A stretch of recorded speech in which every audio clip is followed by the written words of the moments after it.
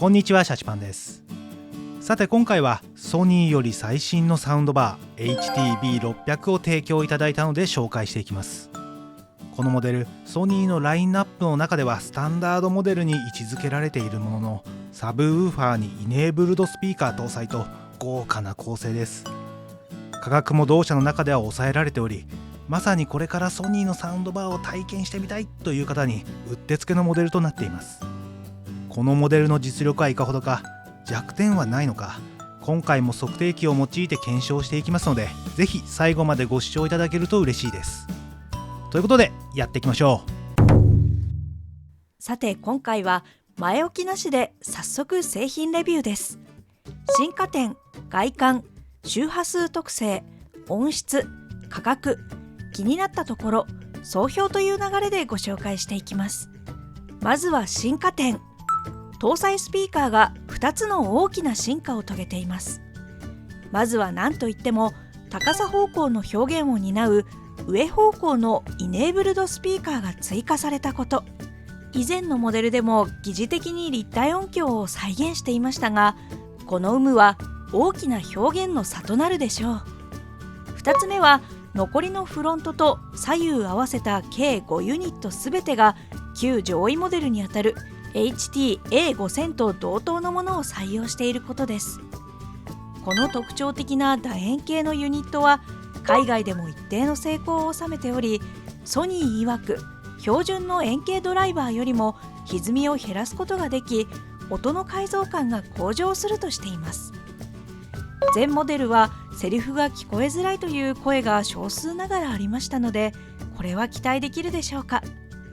サブウーファーと合わせ計 3.1.2 チャンネルの構成です。次に外観。サウンドバー本体は幅95センチ、高さ 6.4 センチ、奥行き11センチというサイズ感。特に高さ 6.4 センチはだいぶ低めで、テレビ画面にかかって見えなくなるということも起きづらいでしょう。天面はどちらかというとマットな質感、ホコリなども目立ちづらいでしょうか。前面はパンチングメタルで覆われており、ランプも最低限。今どういったものが再生されているかなどの情報モニターもなく、主張の少ないシンプルな外観です。背面端子も同じくシンプルで、向かって右側にテレビとつなぐ HDMI 端子、光デジタル端子、左側に電源端子のみです。サブウーファーユニット口径は16センチと大きく、箱も幅21センチ、高さ 38.8 センチ、奥行き 38.8 センチと存在感があります。一般的にスピーカーは口径が大きい方がより低い音まで再生可能となり、また大音量にも耐えられ、迫力に優れます。楽器でも低音を担うものは大太鼓やコントラバス、チューバなど大きいものがほとんどです。これは物理的に大傾向で重いものが低音再生に有利だからです。サブウーファー下部のこの丸穴はバスレフと呼ばれるもので、これが低音をより増強しています。本機は前面に配置されていますが、この穴の形状や空気の通る経路であるバスレフポートは各社緻密な計算により割り出されており、ここの設計がいまいちですと、狙っていない中広域の音が漏れ出たり、風切り音が出たりします。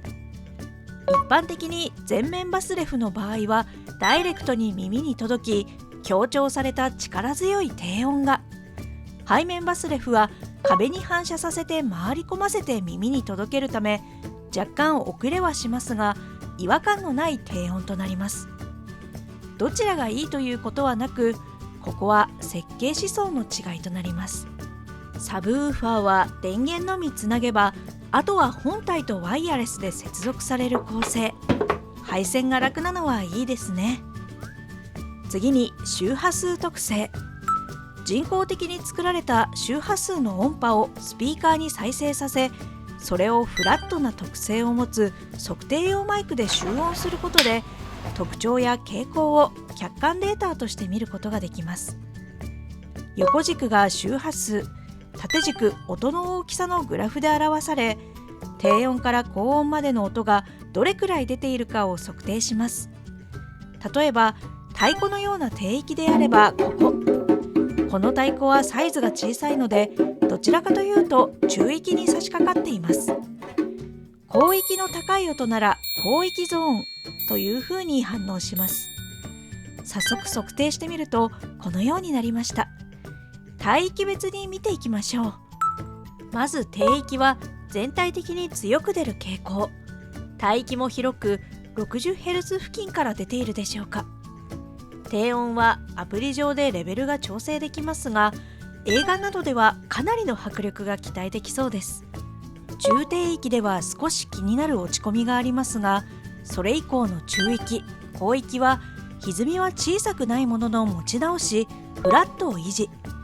超高域では乱高下し、フェードアウトしていく特性です。どの帯域も歪みが大きくなると音のクリアさが失われていくように感じるので、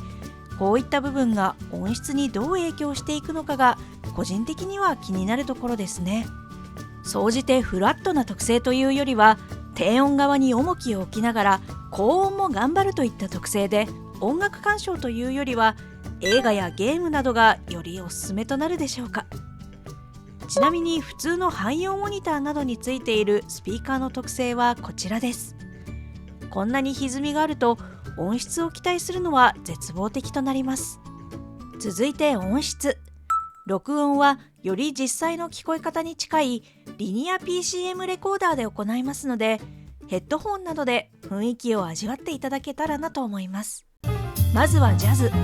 低音から高音までレンジ幅広い演奏が特徴です。